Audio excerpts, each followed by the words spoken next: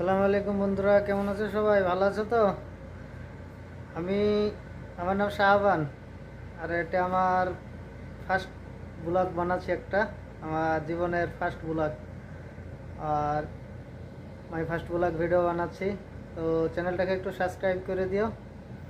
আর এটা আমি এখানে কাজ করি, আমার বাড়ি ওয়েস্ট বেঙ্গল, মুর্শিদাবাদ।